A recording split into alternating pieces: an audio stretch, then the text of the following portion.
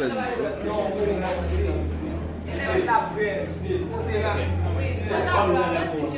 c'est. L'exploration. Une fois de reconnaissance et encore une fois d'exploration. Nous étions arrivés pratiquement au chapitre traitant de la pose du tubage. Donc, la pose du tubage encore de l'équipement du forage. Donc, le tubage, une fois posé, on va continuer avec le travail qui consiste à la pose du massif filtrant dans l'espace annulaire. Pour cela, on doit calculer d'abord le volume de gravier qui doit être posé dans l'espace annulaire. Après, donc, le gravillonnage, la façon dont on va injecter le gravier dans l'espace annulaire. Et ensuite, on fera ce qu'on appelle le développement du forage. Donc, le menu de ce matin comprend trois parties. Le calcul du volume de gravier qui doit être posé dans l'espace annulaire, la pose du gravier additionnel ou encore du massif filtrant, et ensuite le développement du forage. Tout d'abord, le calcul du volume du gravier. Donc, nous avons comme figure géométrique sur le tableau ce que nous appelons le cylindre de bois. D'accord? Donc, la formule permettant de calculer le volume, d'accord, pour un cylindre droit, c'est bien VG égale à quoi? Pi d carré sur pi d carré sur 4 multiplié par H. D'accord? Donc, d carré représente les variations de diamètre, c'est-à-dire entre le diamètre du trou, du fourrage et le diamètre du tubage. Donc, la formule permettant de calculer, d'accord? Donc, ce qui va conduire à VG égale pi grand de carré moins petit de carré. Ça, c'est le diamètre du trou et ça, c'est le diamètre du tubage, d'accord, sur 4, d'accord, multiplié par H. Donc, nous avons le diamètre du trou est de combien? 12 pouces, 17 pouces. Donc, et le diamètre du tubage, le diamètre du tubage, le diamètre du trou. Ici, nous avons égal à 10 pouces. D'accord? Maintenant, puisqu'on doit définitivement trouver le diamètre, le volume en mètres cubes, on va convertir les divers éléments que nous avons ici. Et nous avons la hauteur qui est de combien? 45 mètres. Qui est de 45 mètres. Donc d'accord, disons convertissons.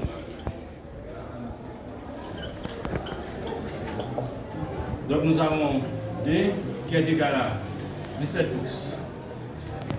Pour ce, on va utiliser ce qu'on appelle un ABAC. Comprendre, puisque nous allons convertir les 17 pouces que nous avons en millimètres et ensuite en mètres. D'accord, ça va. Donc l'ABAC nous dit quoi? C'est-à-dire table de conversion des pouces en millimètres. Donc nous avons d'abord 17 pouces qui nous donne, 17 pouces donne combien? 431,8. Donc ça donne 431,8 quoi? Millimètres. D'accord? Multiplié par 10 puissance moins 3 mètres. D'accord? Et le diamètre de 12 pouces donne combien? 300. Combien? 304,8. 304,8 multiplié par 10 puissance moins 3 mètres. D'accord? En remplaçant les lettres par leur valeur, d'accord, dans la formule, nous aurons VG égale à pi sur 4, ça donne 0,785, c'est bonne faible. D'accord? Facteur 2. Ça donne 0,443,18. 43,18, c'est ça? Au carré. Moins 304, 30, 48, au carré, multiplié par la hauteur est de combien? 45 mètres. Donc le volume du gravier. Donc ça donne 43,18 au carré. Pour 43,18 au carré, ça donne combien? 43,18 au carré, ça donne combien?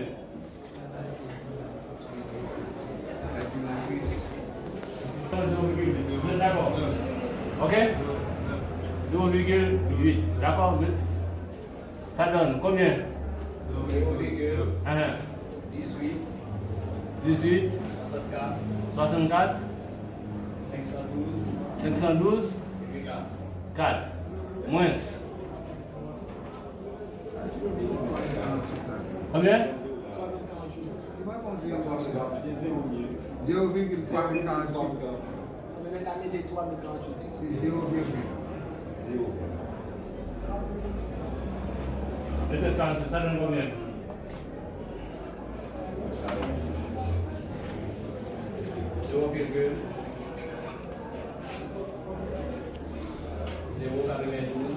0,92, 903, 0,4. D'accord, multiplié par 45. D'accord, la différence donne combien? D'abord, 0,8 par 45 donne combien? 0,8 par 45 donne combien? 36. C'est ça? Multiplié par la différence. Excusez-moi, monsieur.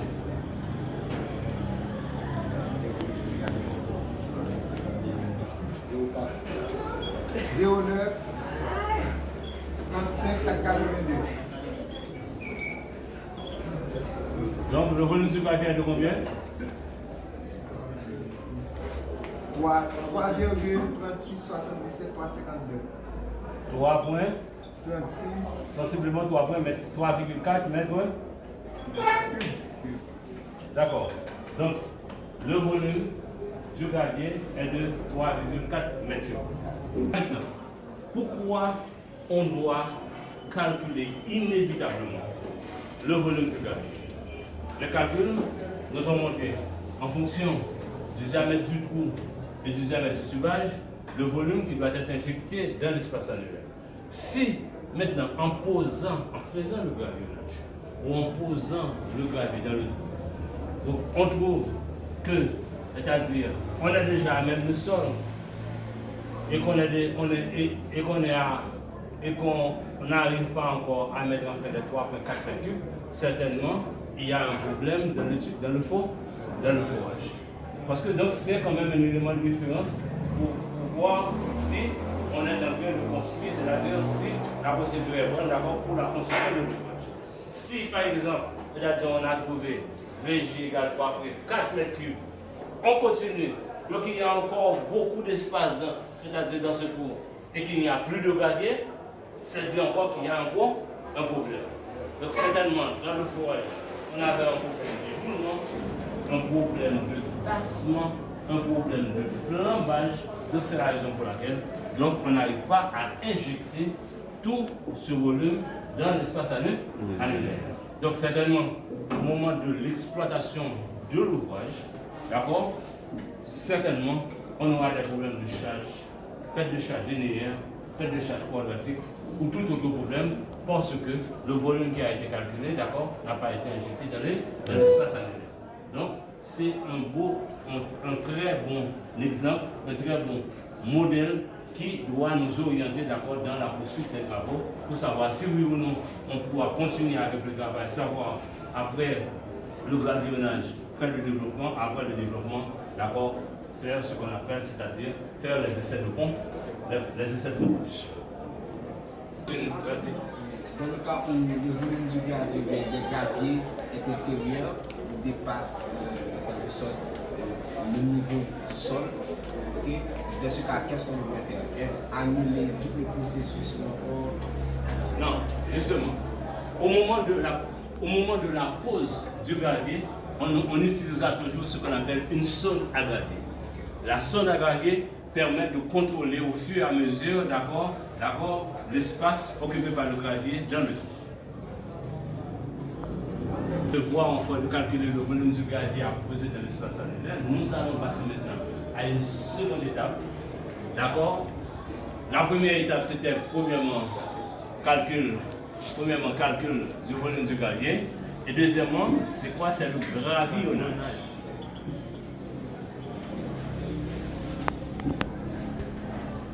Je vous avais également envoyé une vidéo à travers laquelle vous allez pouvoir la réalité, pourquoi la vidéo et pourquoi le gravillonnage, pourquoi la pose du gravier additionnel, pourquoi on fait le gravier additionnel.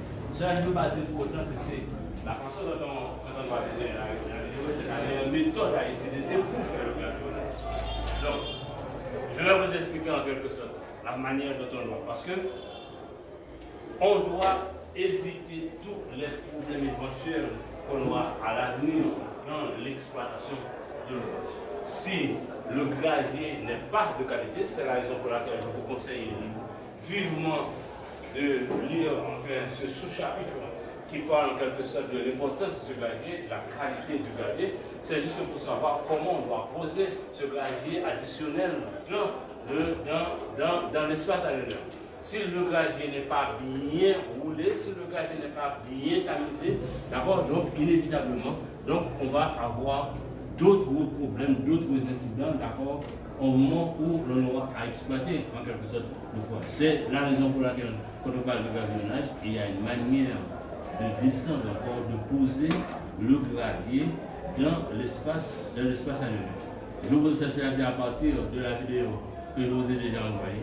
Vous allez voir en quelque sorte comment on a procédé, mais il y a d'autres manières, en suivant de près tout ce qui se dit dans l'ouvrage publié par le prof, vous allez voir la meilleure méthode à utiliser pour poser le massif filtrant dans le gravier, dans le but d'éviter éventuellement les pertes de charge linéaire et les pertes de charge quadratique qu'on aura, c'est-à-dire dans l'exploitation de l'eau, dans l'exploitation de l'ouvrage.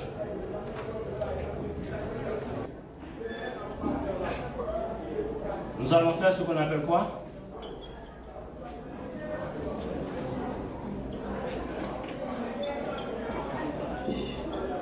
Le développement de l'ouvrage.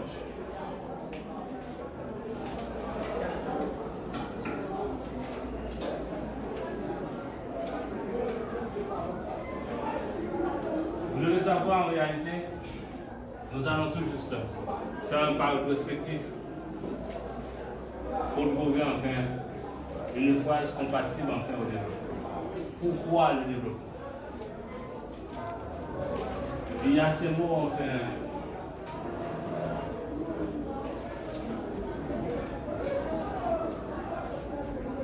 Comment doit être la réalité? Vous le savez tous, le travail éloigne de nous trois grands mots qui sont la nuit, le bien et le exactement. C'est à partir de là qu'on va chercher à comprendre en quelque sorte le développement d'accord de forage. Le développement éloigne du forage trois grands mots M-A-I-X. Le développement éloigne du forage trois grands mots qui sont quoi? Le colmatage, les venues de sable et la destruction de la peau. Vous vous en souvenez? Donc, avec le forage rotaire de circulation inverse, on arrive à atteindre la profondeur désirée d'accord pour réaliser le forage. Alors qu'avant, pour les autres machines, c'était pratiquement difficile, impossible même de découvrir, de détecter les horizons résistants. Avec la machine rotaire de circulation inverse, on arrive à positionner, à savoir exactement où se trouvent les horizons résistants. Donc, pourquoi? Donc, c'est en utilisant bien sûr ce qu'on appelle la roue bétonétique. On était bien obligé de colmater la paroi du tout. De colmater la paroi du tout. C'est-à-dire, en colmatant la paroi du tout, avec quoi? l'eau. Avec de la boue? Avec la boue bétonétique. D'accord? Avec la boue bétonétique qui est une sorte d'argile traitée. Donc avec cette boue bétonétique, on arrive à colmater la paroi du tout, d'accord, en créant, c'est-à-dire une sorte de cake sur la paroi. Maintenant, on est en train de chercher de l'eau, alors qu'on a obstrué en quelque sorte les trous où l'eau doit sortir. Donc juste avant de continuer avec le travail, on doit déboucher cette eau, on doit en quelque sorte décolmater les parois. Donc, c'est la raison pour laquelle la première maladie, afin que le développement va nous aider à traiter, d'accord, c'est le colmatage. Donc le développement éloigne du fourrage trois grands mots qui sont d'abord le colmatage. Le deuxième mal, c'est quoi?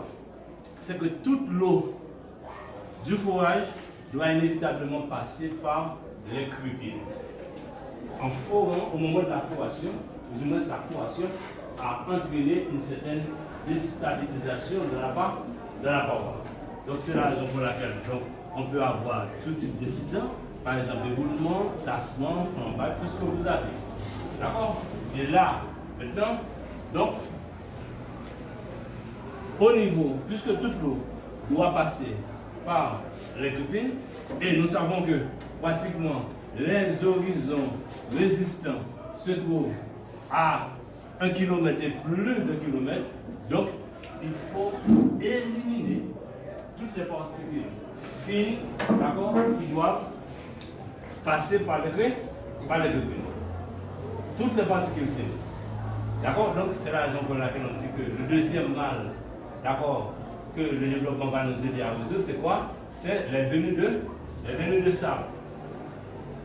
Et le troisième mal, c'est que quand on exploitant l'ouvrage, donc il y aura des venues de sable, donc ces venues de sable vont directement se casser au niveau de la crépine de la pompe qui va être utilisée pour prélever l'eau du fourrage. Donc ces sables vont en quelque sorte détruire la crépine de la pompe. Est-ce que vous comprenez?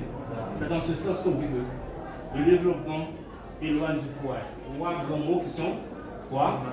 Le colmatage, c'est quoi? La destruction ou encore la perte de la pompe.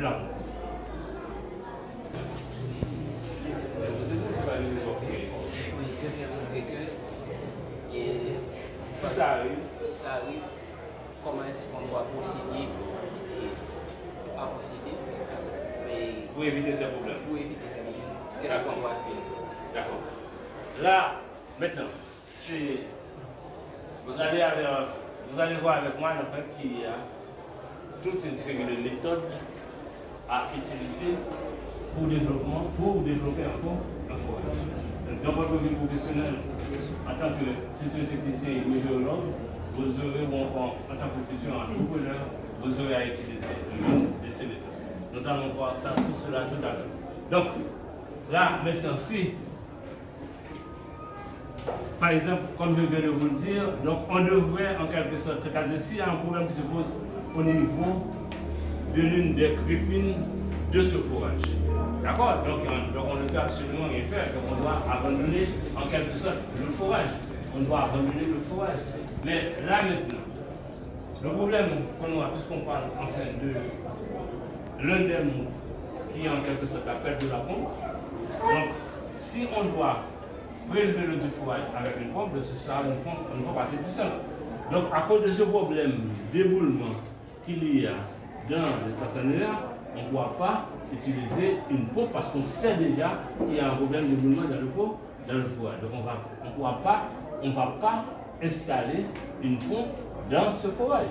Donc là maintenant, là où ce fourrage a été conçu, par exemple à Bon Repos, à Foucault ou encore Lison, d'accord, nous avions connu ce problème. Et là maintenant les gens de la localité vont auprès de la personne de l'institution qui est responsable du projet et sollicitent ce fourrage qui a posé ce problème et qu'on va plus utiliser à des irrigations et autres. D'accord? On va utiliser en installant bien sûr dans ce fourrage ce qu'on appelle une pompe à bois pour l'alimentation en eau potable de la population. Car il faut approximativement, selon les normes de l'Organisation mondiale de la santé ou de la décennie internationale de l'eau potable et de l'assainissement, il faut approximativement près de 250 personnes pour alimenter une personne à partir d'un fourrage équipé d'une pompe à bois. S'il y a un problème qui se pose, d'accord, au moment de l'équipement de ce fourrage, on pourra aisément installer une pompe à froid sur ce fourrage et l'utiliser pour les gens de la communauté.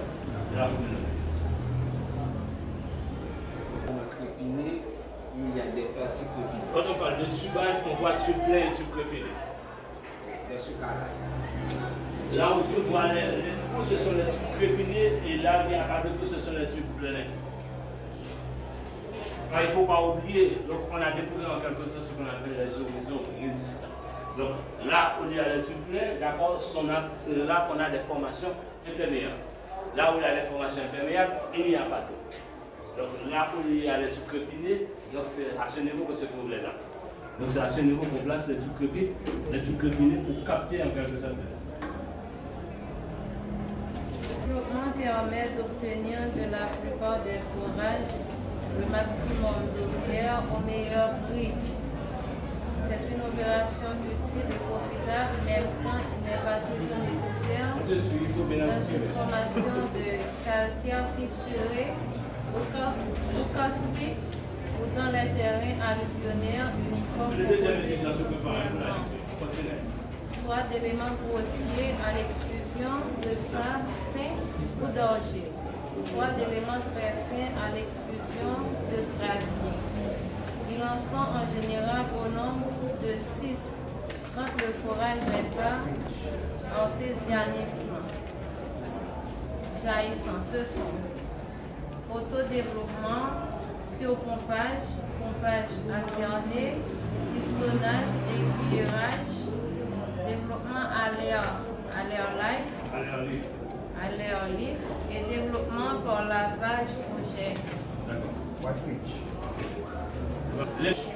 Il y a le pompage alterné, il y a le pompage à l'air libre, il y a pistonnage, aiguillage et ensuite développement par lavage des fluides. Ce n'est pas dire en fait qu'on va utiliser les 6 méthodes pour développer un seul fourrage, mais il y a 6 méthodes et de ces 6 méthodes, on pourra utiliser l'une de ces méthodes. Vous comprenez? Mademoiselle, d'accord, la première méthode de développement.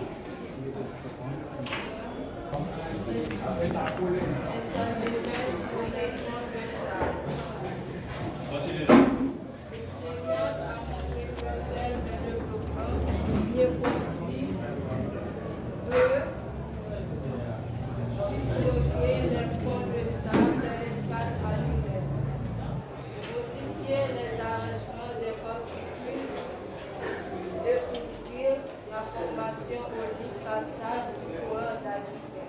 Merci. Alors, vous aurez certainement recevoir des ouvrages qui sont construits par les compagnies de fourrage. Il faut certainement faire attention des problèmes qui éventuellement, d'abord, vous pouvez avoir. Peut-être que la compagnie qui va construire le fourrage va avoir tendance à vous remettre le travail sans faire de développement.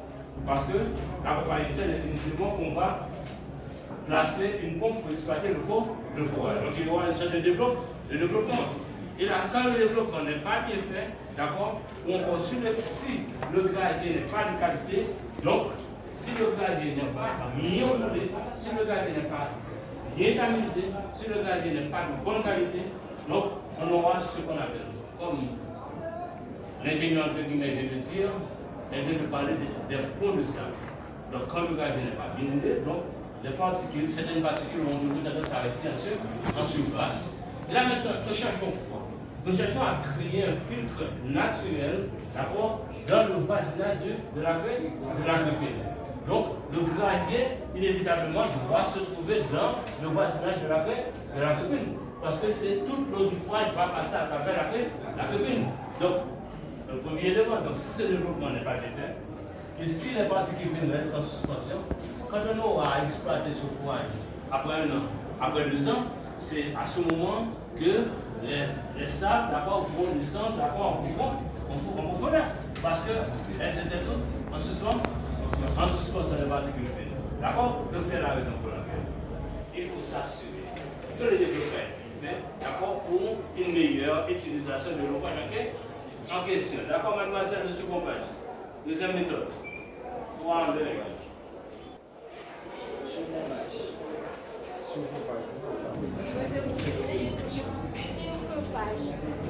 Les informations fournies importance capitale. Elles peuvent aider à connaître déjà le débit d'exploitation de la nappe qui peut faciliter le développement par surpompage. Le surpompage, c'est la technique de développement par pompage à débit supérieur de vie. L'opération consiste à augmenter temporairement le débit au-dessus de celui choisi pour l'exploitation. C'est-à-dire, si le niveau forage fait débit de 75 ou 80 mètres cubes par heure, le surpompage consistera dans le développement par l'installation d'une pompe de 100 mètres cubes par heure, minimum 60 mètres. D'accord, merci. Donc vous pouvez avec moi aisément comprendre ce que je parle. En fait, parce qu'avant même de construire ce forage, ici à l'école ou à Lison ou à Marin, on doit savoir si oui ou non il existe tout forage dans la zone. À partir en fin de supplémentaire, donc on saura oui ou non que tous les forages dans ce champ captant débutent approximativement 80 à 90 mètres cubes sur mètre cube. D'accord? Et là maintenant, quand on aura à faire ce modèle de développement, encore cette méthode de développement, quand on parle de surpompage, donc on dira que puisque tous les autres forages dans ce champ captant débutent approximativement 80 mètres cubes, donc là maintenant on va faire un surpompage avec une pompe débutant plus de 100 mètres. C'est la raison pour laquelle on parle de surpompage. D'accord, chemise jaune. Pompage alterné. Et le pompage alterné ou développement par à-coup est le procédé qui consiste à mettre le forage en production par pompage en provoquant à plusieurs reprises des arrêts brusques de la pompe. Ce procédé consiste à enlever les matières et les détritus en dépôt dans les fourrages d'eau. On crée ainsi des variations brutales de pression qui ont pour effet de développer la formation. Il en suit des brefs et puissants chocs de pression sur la couche productrice à une fréquence beaucoup plus grande que dans les autres procédés. D'accord, merci. Je vous ai déjà envoyé cette vidéo. Là, vous voyez en quelque sorte à monter le D'accord, c'est exactement ça. Donc, comment on doit procéder en utilisant l'une de ces 6 méthodes pour développer, d'accord, vous comprenez alors, quand on parle de cette phase, le développement évalué du foyer, c'est 3 grands mots, le colmatage, les veines de sable et la destruction de la pompe. Donc vous avez une idée. Quand demain vous serez des entrepreneurs, des investisseurs, vous saurez à quelle fin, d'accord, vous allez utiliser, vous allez investir votre argent. Je remarque que l'eau qui remonte à la surface n'est pas claire lors du surpompage. Donc on fait le développement jusqu'à l'obtention de l'eau claire. D'accord? Ok. Donc, Est-ce que suivant la profondeur du trou, okay, est-ce qu'il peut y avoir plusieurs parties prépinées? C'est-à-dire que suivant aussi la formation géologique? oui, bien sûr.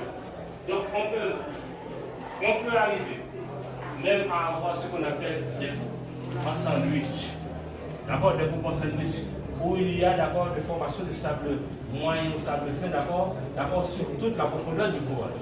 Et là maintenant, puisque donc, on ne pourra pas avoir un ensemble de crépines dans toute la hauteur d'accord, du forage, donc on fera ce qu'on appelle d'accord, des couches alternées. Subcrépinées, subcrépinées, d'accord, ce qu'on appelle des coupes ensemble, en sandwich. D'accord.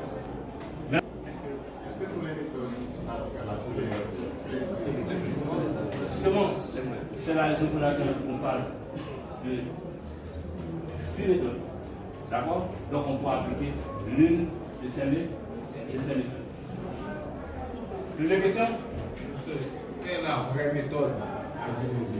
Quand vous serez l'investisseur ou encore l'entrepreneur, puisque vous allez investir votre argent, les immondables, les élargons, c'est au Cameroun, c'est ça que vous allez investir là. D'accord? Le compresseur là, il doit gagner. Tout dépend de qualité de capacité du compresseur ou encore du coût du compresseur. D'accord? Donc, si on doit réaliser un très grand foyer très profond, là on aura besoin, c'est-à-dire on aura besoin de compression beaucoup plus puissant, mais pour un petit forage encore de 30-40 mètres, d'accord, c'est totalement différent. Mais si on a besoin, d'accord? Est-ce que sur le plan administratif, la perte ou encore l'endommagement de quel que soit l'appareil serait totalement sur la responsabilité de l'ingénieur ou du personnel? Non, c'est quand vous avez une compagnie, pratiquement, donc vous négociez un contrat avec une firme, avec un individu ou quoi. C'est-à-dire on vous donne de l'argent pour réaliser ce travail. Donc, vous fixez maintenant les prix en fonction, d'accord, des activités que vous aurez à mener sur le terrain. C'est un problème quelconque, c'est votre affaire. Si vous avez une firme d'assurance, d'accord, donc là maintenant, donc, la firme d'assurance va tout couvrir.